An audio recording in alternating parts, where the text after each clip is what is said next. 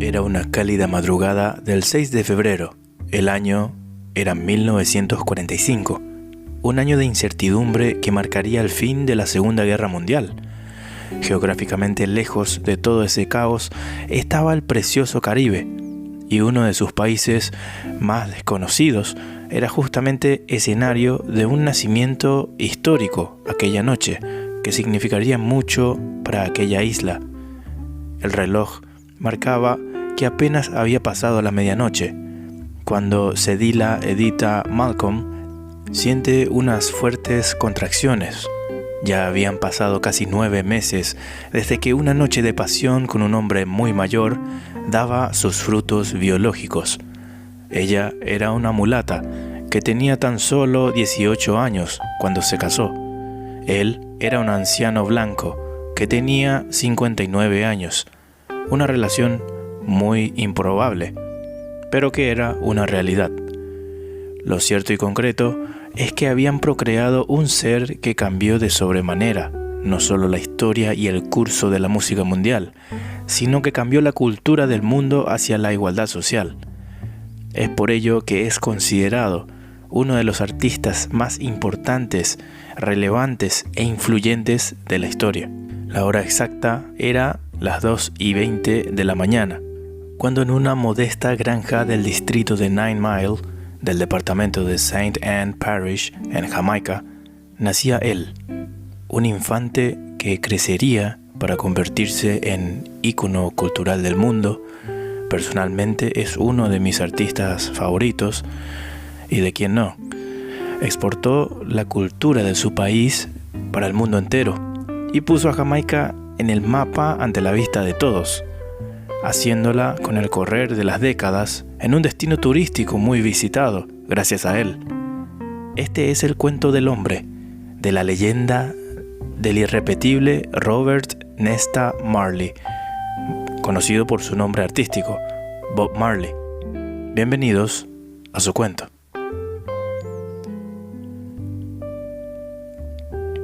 Robert Nesta Marley, hijo de Cedila Editha Malcolm y Norval Sinclair Marley, fue una concepción inesperada.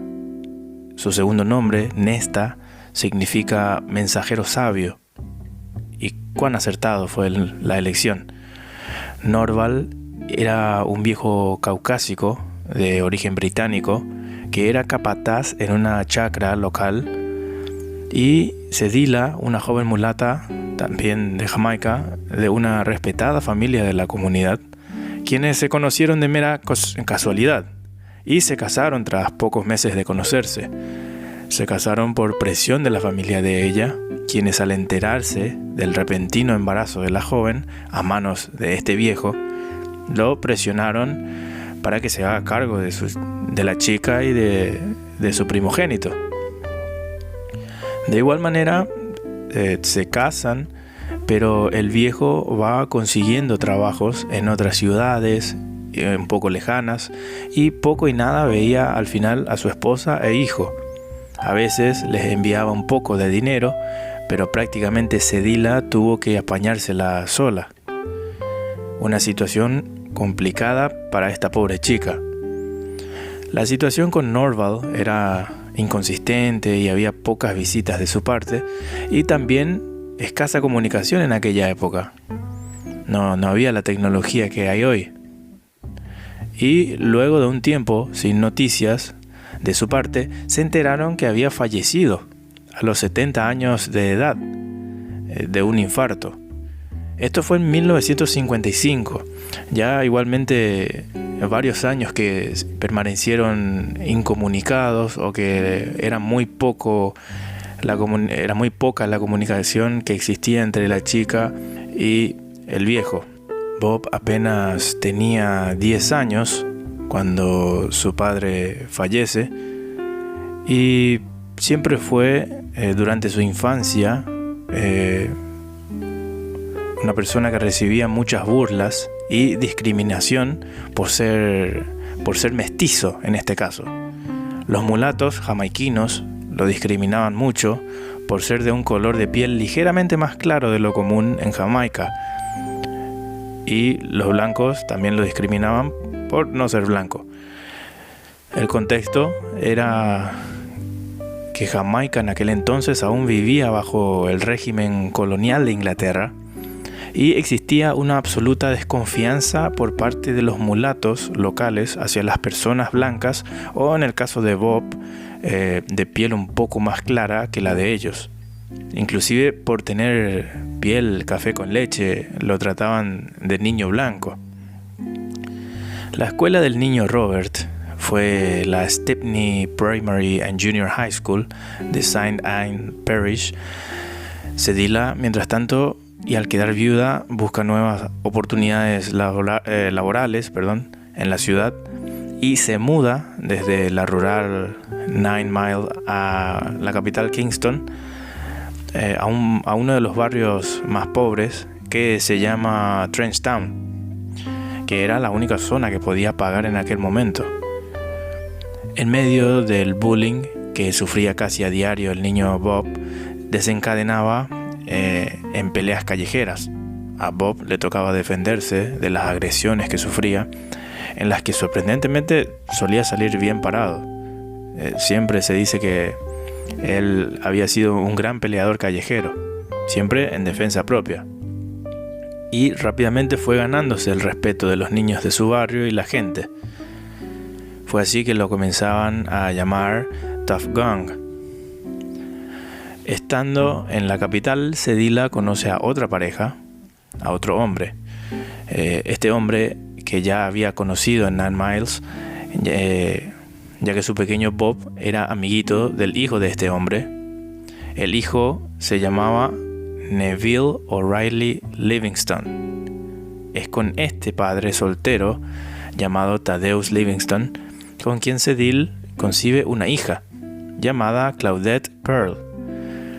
Con los años, al ser no solo amigos, sino también hermanastros, se crea un vínculo muy estrecho entre Bob y Neville. Ambos eran apasionados por la música callejera y soñaban con ser cantantes, y comienzan a tomar algunas clases de canto con el maestro Joe Hicks. Y es en una de esas tardes en las que iban a cantar, que se cruzaron con un joven aspirante también a ser músico, que también tomaba clases de canto con el profesor Hicks, y Joe Hicks los presentó. Este joven se llamaba Winston Hobart McIntosh, más conocido por el nombre artístico que adoptaría años más tarde, que sería Peter Tosh. Neville también adopta un nombre artístico, que fue Bunny Wailer, y fue un día histórico, la verdad, ya que estos tres conectan enseguida hablando, coincidían fuertemente en las influencias musicales, que era básicamente rhythm and blues norteamericano y música jamaiquina, como el ska. Y es en este periodo que también conocen a los que formarían banda con ellos más adelante, llamados Beverly Kelso y Junior Braithwaite. Parecía que el joven Bob, por fin, para él las cosas comenzaban a aclararse. Amaba la música y se encontró con gente que compartía la misma conexión musical y los mismos gustos. Se forma entonces una química especial entre estos chicos y comienzan a practicar diariamente bajo la tutela siempre de Joe Hicks, quien les enseñó a armonizar, a cantar y a tocar la guitarra, cómo estructurar canciones, en fin. Algo que fue crucial no solo para Bob, sino para todos estos integrantes, ya que luego, gracias a esto, Bob Marley, por ejemplo, aprendería a componer por sí mismo canciones, lo mismo Peter Tosh y Bunny Wailer. También Hicks tenía un compañero llamado Roy Wilson, con quien hacían dueto y ensayaban en el fondo de su casa, en donde estos chicos, entre ellos Bob Marley, los escuchaba cantar y aprendía de ellos a diario. Iban pasando los años de práctica y estos chicos deciden ponerse serios y grabar por primera vez. Entonces graban 4 canciones tituladas Judge Not, One Cup of Coffee, Do You Still Love Me y Terror, en los Federal Studios bajo la producción de Leslie Kong. Para el año 1963, el grupo pasa a llamarse por un tiempo The Teenagers, ya que eran bastante pendejos todavía. Luego lo cambian a The Wailing Wailers y finalmente a The Wailers. Entre estos meses de cambios son descubiertos por un productor musical llamado Coxsone Dodd. Justamente los recluta y graban un sencillo llamado Simmer Down y también sacan un disco, el primero de la banda, pero que no se trataba de un álbum debut tradicional, sino que era un rejunto de las canciones y grabaciones sueltas que venían haciendo el trío, como Lonesome Feeling, el famoso One Love de Bob Marley, que fue la primera canción grande que compuso él. Después It Hurts to Be Alone de Braithwaite y otros covers. Y algunas canciones originales de Marley como Rude Boy, Love and Affection y I'm Still Waiting. La única canción que grabaron de cero para sumar al disco fue Simmer Down, el cual se convirtió en la canción número 1 de Jamaica, con más de 70.000 copias vendidas como sencillo. Aunque el disco no tuvo mucha repercusión, estos números de ventas para ser un álbum debut en un país pequeño como Jamaica ya era muy bueno. La banda iba incorporando para grabar canciones a renombrados músicos de estudio que ya tenían trayectoria en el género, como el caso del arreglista Ernest Ranglin, el tecladista Jackie Mittoo y el saxofonista Roland Alfonso, lo cual realzaba aún más la calidad musical del grupo ya desde estos inicios y las primeras grabaciones de estudio. Luego se separan de la banda. La mitad de los integrantes salen de la formación Braithwaite, Kelso y Smith, ya que decían que no estaban logrando hacer dinero con la música y que ya no podían esperar más. En mi opinión, una decisión muy estúpida para ellos, pero se entiende también la necesidad económica que muchas veces pasa un artista en medio de su búsqueda del éxito. Esto dejaba a Marley, su hermanastro Wailer y Peter Tosh en la banda, pero de común acuerdo los tres decidieron darse un respiro y buscar empleos que les genere ingresos económicos, que les genere plata, ya que el éxito de la venta del sencillo Simmer Down se lo había quedado todo, casi todo, en su totalidad Coxsone Dodd. Los terminó jodiendo, aprovechándose de la ingenuidad e ignorancia financiera de la banda, ya que eran unos niños y con poca formación escolar, digamos. Es justamente por este motivo de dinero que el grupo lo despide y se busca un nuevo productor y sello, pero mientras tanto iban a conseguir otros trabajos por un tiempo. En medio de esta pausa es que pasan cosas inusuales para Bob. En poco tiempo cambiaría su vida de rumbo de forma inesperada, ya que el 10 de febrero de 1966 se casa con la cantante cubana jamaiquina Rita Anderson, a quien ya había conocido bastante tiempo atrás en el circuito musical de Kingston, y con quien comenzó a salir y tener una relación, y al poco tiempo decidieron casarse. Al casarse se mudan cerca de la casa de la madre de Marley, que quedaba en Wilmington, Delaware, en Estados Unidos. Sí, Bob se cambió de país un rato. En este tiempo, Bob para pasar desapercibido, adopta el seudónimo de Donald Marley y empezó a trabajar primero como asistente de laboratorio en la empresa de químicos DuPont y luego también en una planta automotriz de Chrysler, cerca de Newark, en Nueva Jersey.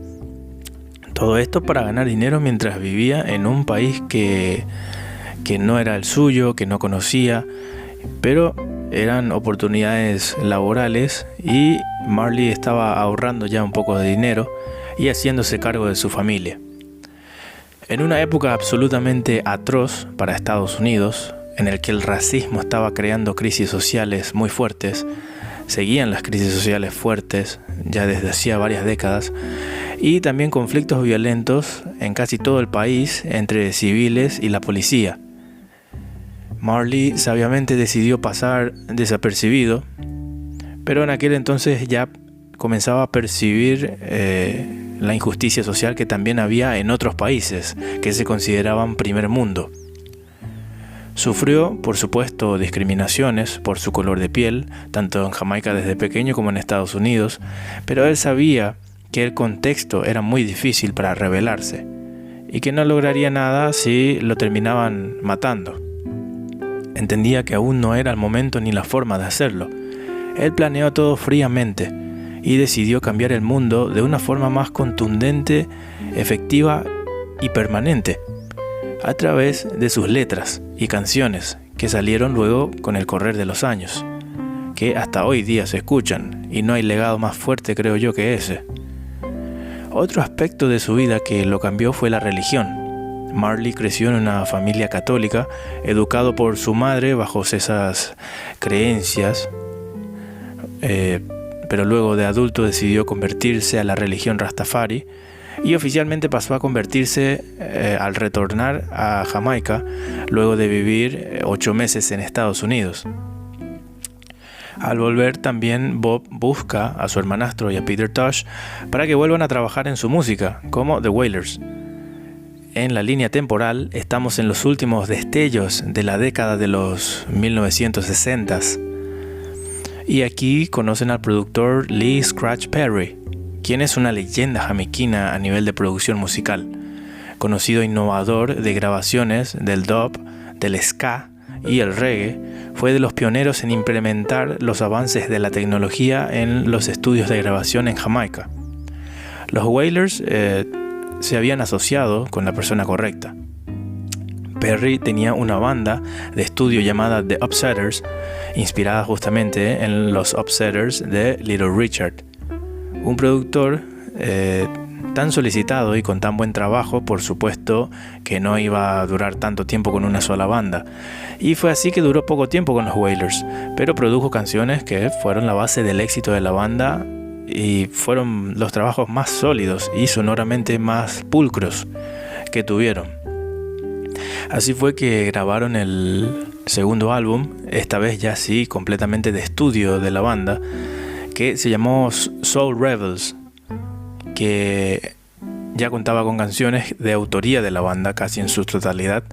Solo 2 covers hubo, que fueron las canciones My Cup de James Brown y Rebels Hop de Curtis Mayfield. Luego tuvo las canciones Soul Rebel, que hasta hoy día sigue siendo muy famosa, Try Me, It's Alright, Soul Almighty, Cornerstone, Reaction, No Water y My Sympathy. Todas estas creadas y de autoría de Bob Marley. Peter Tosh había hecho también grandes aportes para este disco, que fueron las canciones No Sympathy, No Sympathy y 400 Years. También aportando sonoramente en arreglos de guitarra, pero ambos tenían una química muy especial para componer. El disco fue lanzado en diciembre de 1970 y fue bastante bueno musicalmente, aunque aún seguía sin llamar la atención del mundo entero, como estaban buscando. En aquella época era muy difícil hacer marketing, ya que todo se consumía a través de la televisión y los medios de prensa, y en Jamaica ambas cosas no eran muy relevantes todavía en medio de tanta pobreza. Inmediatamente luego de esto ya se ponen a trabajar en la grabación del siguiente disco, que sería el tercero del grupo, esta vez llamado Soul Revolution, con canciones como Sun is Shining, Riding High, Put It On, Fuzzing and Fighting, entre otros. Este disco también fue producido por Lee Scratch Perry, un disco quizás no tan relevante como el anterior, pero sí de muy buena calidad sonora, como el anterior con Scratch. Para la época ya era un super disco, y para lo que eran los discos de reggae de la época especialmente. Igualmente también hubo discordia sobre los derechos de autor entre Marley y Lee Scratch Perry, ya que no querían incluir a Lee Perry como uno de los autores, y fue ahí cuando decidieron colaborar como amigos de vez en cuando de ahí en adelante, pero ya no en proyectos serios y complejos como lo son las grabaciones de discos. Cabe destacar que en 1969 la música jamaiquina fue descendiendo el tempo y el beat, de las canciones era más lento. Esta corriente también influenció al reggae, que se adaptó a estos cambios, e inclusive ese cambio fue lo que le dio ese sonido característico y conocido que hoy vemos y escuchamos en casi todas las bandas de reggae. Fue un año clave en la historia del género para mi gusto. Había bandas como The Maytals, que fueron los responsables de ese cambio, que fue, creo yo, la primera banda que adoptó ese cambio de tempo y beat. Y la nueva forma que iba alcanzando el género era real, y escuchando estos nuevos reggaes de la época te dabas cuenta de eso, y parecía que Marley entendió del por qué no estaban alcanzando ese éxito que buscaban. No estaban a la vanguardia de lo actual en aquel entonces. Entonces intentan acoplarse a la corriente que venía teniendo este nuevo reggae con su nuevo sonido y ritmo. Se acerca de nuevo a Leslie Kong, su primer productor, para que lo grabe a él y la banda. Para estas grabaciones se incorporan, por supuesto, más músicos a este power trio, que eran The Wailers, y esta banda de estudio se llamaba los Beverly's All Stars, que tenía a los bajistas Lloyd Parks y Jackie Jackson, al baterista Paul Douglas, a los tecladistas Gladstone Anderson y Winston Wright, y a 3 guitarristas llamados Rad Bryan, Lynn Tite y Hux Brown. Sonoramente habían cambiado, ya que dejaron de lado los instrumentos de viento como el saxofón y la trompeta para dar más protagonismo a la guitarra eléctrica.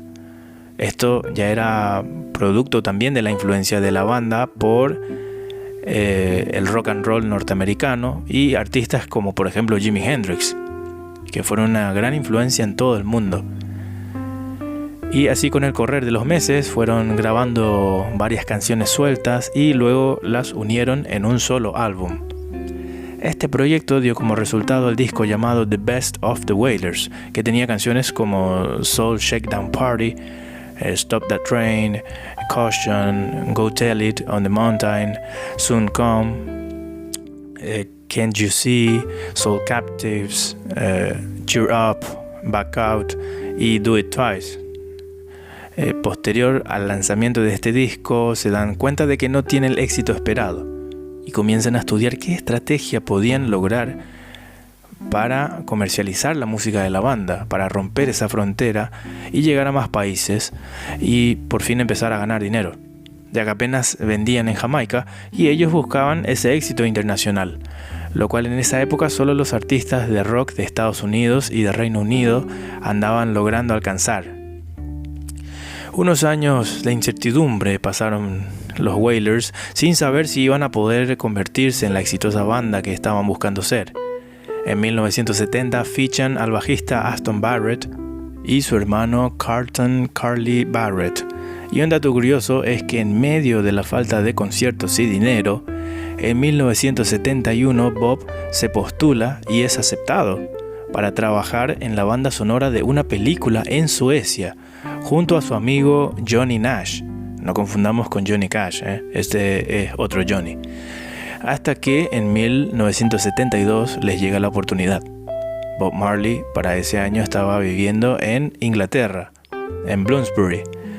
Lo cierto es que la banda le pide a su agente llamado Brent Clark que les presente a un conocido empresario discográfico de la época llamado Chris Blackwell, sí, quien había comprado la licencia de varias de las canciones de la banda y las registró a nombre de su sello discográfico para distribuirlas por el Reino Unido y así ir alcanzando, digamos, la distribución internacional que tanto buscaban los Wailers. La banda quería juntarse con él para hablar sobre regalías y derechos de autor, y el viejo zorro, Blackwell, en cambio les ofreció en esa reunión un buen dinero para grabar un nuevo disco con su sello ya, el británico Island Records, ya que justamente el sello tenía otro artista de reggae que recientemente había terminado su contrato con la empresa y no le renovó. Así que casualmente el empresario estaba en búsqueda de un nuevo talento reggae y vio en Bob Marley y su banda la oportunidad de marcar la diferencia, reconoció enseguida el potencial de Marley, Tosh y Bunny Wailer por sobre todo. Los veía como las siguientes grandes estrellas, claro. Todos sí tenían la estrategia comercial correcta y las canciones correctas, algo que el empresario sabía que era fundamental también. Con el talento no basta muchas veces, hay que saber manejarse. Así fue que por necesidad aceptaron el trato de los Wailers y se pusieron a trabajar. Y Blackwell en cada sesión de grabación veía que estaba ante la oportunidad de que un artista reggae pueda llegar a competir de igual a igual con el rock, que desde ahí y hasta fines de los 90s seguirían siendo la fuerza predominante en el mundo y en la industria musical. Así fue que acordaron que la banda, por comodidad, volviera a su natal Jamaica para grabar. Blackwell lo coordinó todo desde Inglaterra para que esto fuera más o menos un separador de aguas, un proyecto de fuerte repercusión que sacuda al mundo, ya no solo a Jamaica. Este nuevo disco fue grabado en los estudios Harry Jays en Kingston y fue grabado en 8 canales. Ya esto es gracias a la aparición justamente de nuevas innovaciones tecnológicas en la industria musical. Era la primera vez en la historia del reggae que una banda tenía acceso a esta tecnología, que hasta este punto solo estaba disponible para bandas de rock. Así fue que el material fue grabado y el mismo Bob Marley llevó las cintas de grabación a Inglaterra para el mix y masterizado en Inglaterra por los ingenieros y productores de Island Records. Todo esto bajo la atenta supervisión de Marley en cada detalle.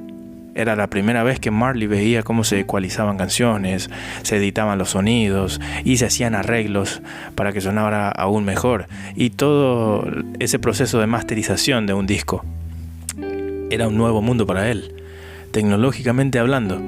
El disco contenía canciones con letras relativas a la política u otras situaciones sociales de Jamaica, lo cual repercutió en su bajo éxito en Europa, ya que los europeos no estaban al tanto de lo que sucedía en Jamaica. Tenía canciones como 400 Years, que ya había sonado antes, Stir It Up, Concrete Jungle, Stop That Train, entre otras. De igual forma les consigue la disquera una pequeña gira por Europa y por Estados Unidos, y en medio de todo esto sale del grupo Bunny Wailer, decepcionado con los modestos resultados de la banda hasta este punto. Prefería dedicar su tiempo y sus esfuerzos a un trabajo normal, quizás menos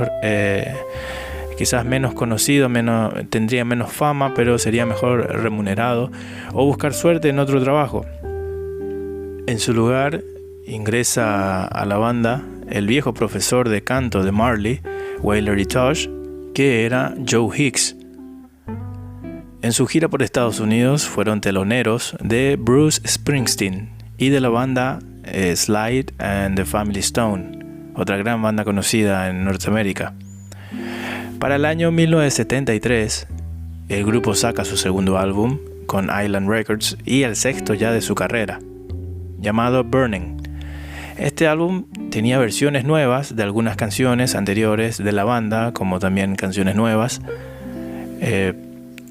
pero la gran estrella del disco resultó ser la canción I Shot the Sheriff, que lanzó al grupo al estrellato gracias a un cover que hizo Eric Clapton de esta canción, lo que les dio un apoyo importante por parte de Clapton, que ya era un artista de renombre internacional, famoso en todo el mundo, gracias a su éxito con Cream y su carrera solista, y aumentó enormemente la popularidad de la banda en todo el mundo, especialmente en Reino Unido, donde Clapton era como un dios de la guitarra.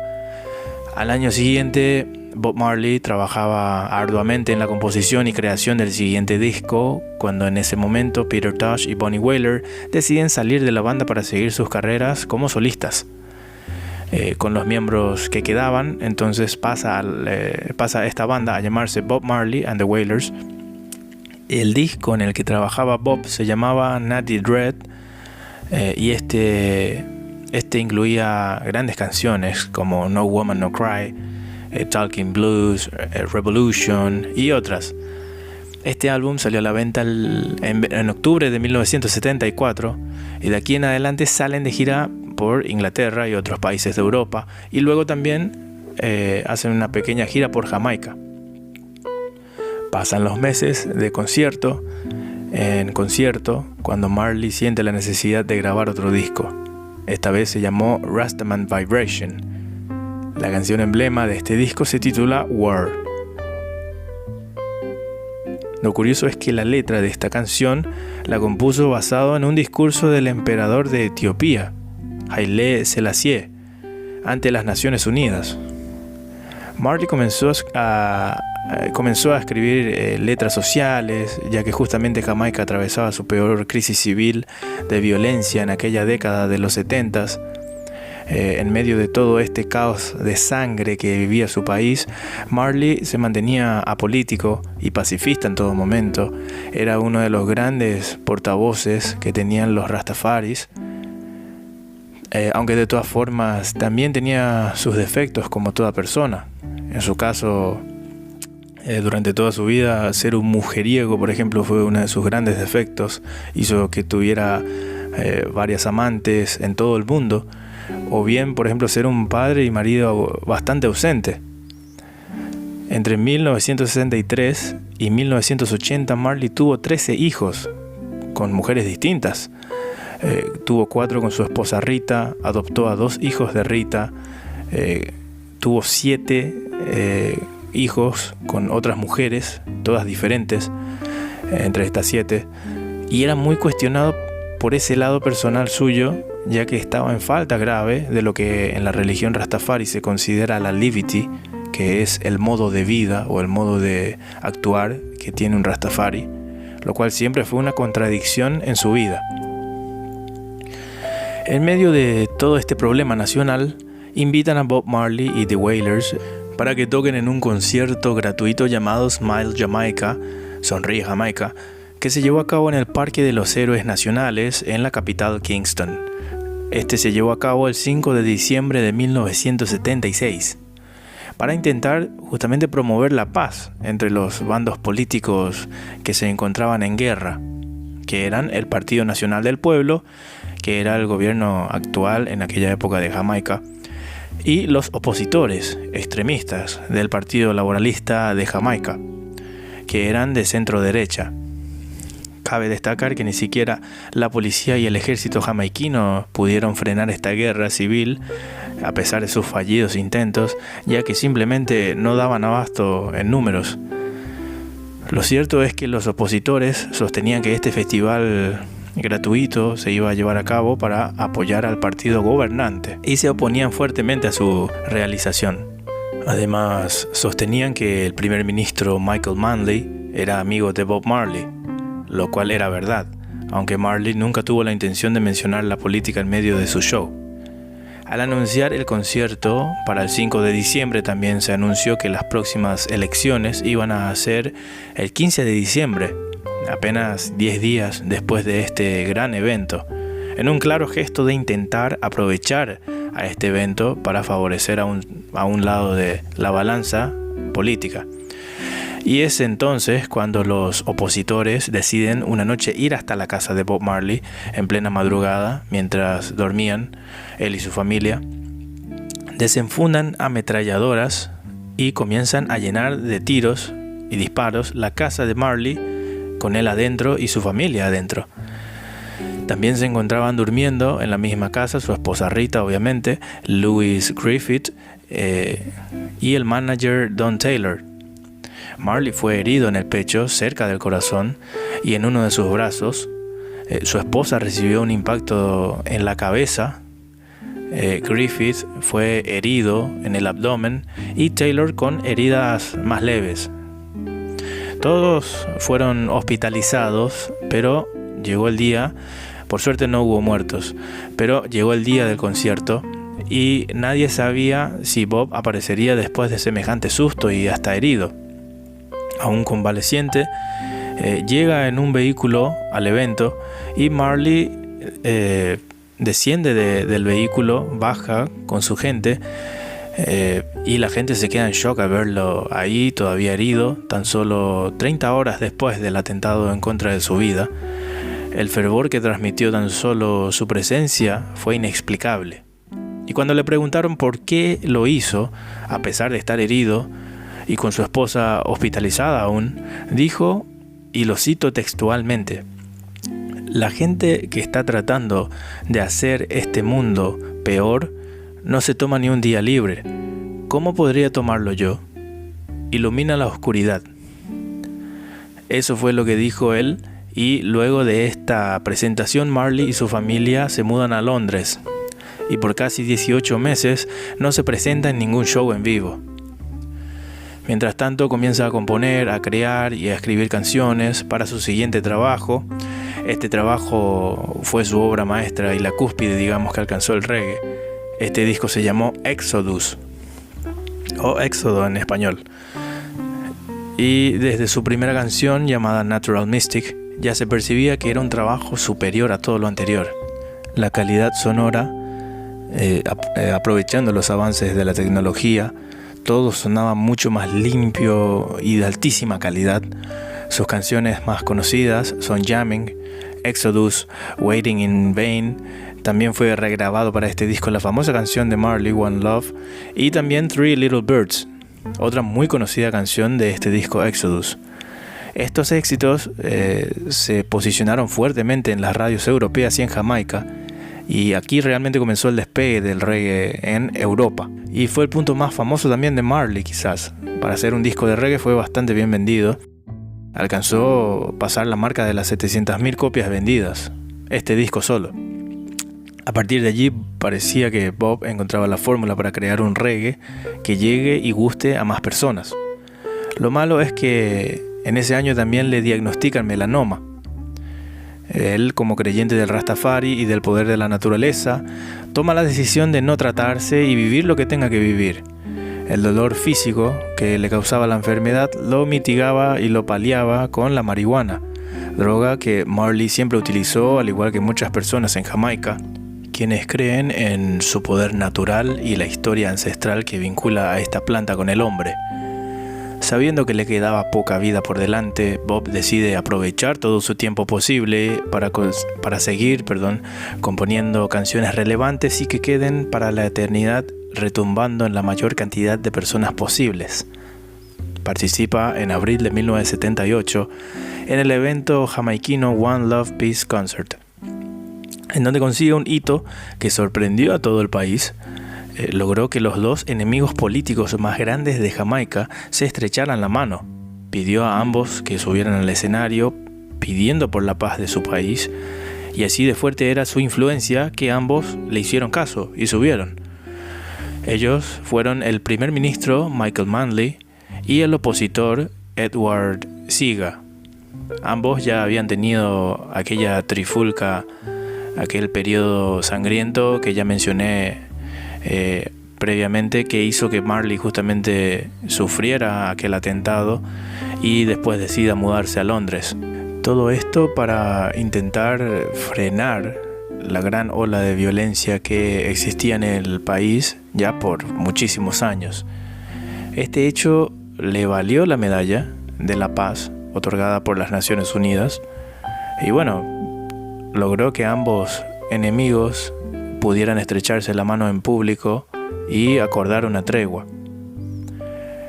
También posterior a esto viaja por primera vez a África, específicamente a Kenia y Etiopía. Este último país es un lugar conocido por ser el hogar espiritual del Rastafari, religión que Marley adoptó, por lo que era un viaje que él hace mucho tiempo quería hacer y por fin lo logró. Publican el 23 de julio de 1978 el disco Kaya, que contenía otro de sus grandes himnos, que fue Is This Love. También contenía la canción Satisfy My Soul, Sun is Shining, entre tantas otras. Posterior al lanzamiento se embarca en el denominado Kaya Tour, el cual tiene algunos problemas cuando su guitarrista Junior Marvin es detenido por posesión de cocaína. Un poco travieso el muchacho, lo cual alteró el calendario de la banda. Pero de todas formas hacen la gira por Estados Unidos, Canadá, Francia, España, Inglaterra, Suecia, Bélgica, Noruega, Holanda, terminando nuevamente por Canadá y Estados Unidos. Todo esto entre mayo y agosto de ese año. Fueron meses eléctricos para el grupo de intensa actividad, y con Bob y su salud deteriorándose cada vez más por ese trajín. Antes de esta gira ya habían tenido otros grandes shows sueltos, pero es durante la gira que en París, Francia, el concierto se grabó y luego se lanzó como el segundo disco en vivo de la banda, que se llamó Babylon by Bus. Posterior a esta gira, Bob se toma unos meses de descanso para componer, y es así que engendra su 9º álbum de estudio, que se llamó Survival, que era un disco cuyas canciones eran fieles pruebas de apoyo a países y tribus africanas. Contenía canciones como por ejemplo Zimbabwe, Africa Unite, Ambush in the Night, So Much Trouble in the Night, y era visto como un homenaje a la causa panafricana, que buscaba unir esta causa en hermandad a todas las naciones africanas bajo un mismo concepto, bajo una misma nación, digamos. Y en 1980 la banda de Marley es invitada oficialmente por la presidencia de Zimbabue a tocar la canción Zimbabwe, canción de este disco Survival, en la ceremonia de independencia de este país, un acto histórico más en donde dejó huellas el mítico Marley. Aguardando por la gira para promocionar Survival, es que Marley y su banda aprovechan y comienzan a grabar un montón de canciones inéditas, ya que todos sabían que no le quedaba mucho tiempo de vida a Marley y buscaban aprovechar al máximo lo que quedaba. Luego van a una gira más por varios meses, por varios países, y al volver se lanza el trabajo que sería también otro histórico álbum de Marley, llamado Uprising, lanzado en mayo de 1980. La canción más conocida de este disco fue Could You Be Loved, otra gran canción de Marley que hasta hoy sigue sonando en todas las radios. Pero también tenía perlas increíbles como Real Situation, Zion Train, Work, Coming In From The Cold, y culmina con otra muy conocida canción de Marley que es considerada como su despedida de la vida, la canción Redemption Song. Solo él y su guitarra acústica y aquella letra tan preciosa que solo él sabía escribir, y ese sentimiento profundo de dolor ancestral que te transmite esa dulce canción. Bob sabía que ya no quedaba mucho por delante y lanzó todo el sentimiento que le quedaba en esa última canción, Redemption Song. Así fue que sigue adelante con su carrera y giras por varios países que nunca se creyó que el reggae llegaría. Por ejemplo, países de Europa, y es justamente en medio de esta última gran gira que en Milán, Italia, Bob tiene uno de los conciertos más multitudinarios de su carrera, con 100.000 espectadores llenando un estadio de fútbol, por ejemplo, en un país que ni siquiera hablaba su idioma, pero que estaban todos enamorados de su aura y su energía tan particular. También fue en esta gira que por primera vez se presentó en el Madison Square Garden de Nueva York, en donde tocó 2 noches con entradas agotadas, un estadio que es considerado uno de los templos mayores, no solo del deporte sino también de la música. Esta gira ya no la pudo terminar, y tuvieron que cancelar los últimos shows pendientes porque su salud ya en serio estaba muy deteriorada, se había empeorado rápidamente.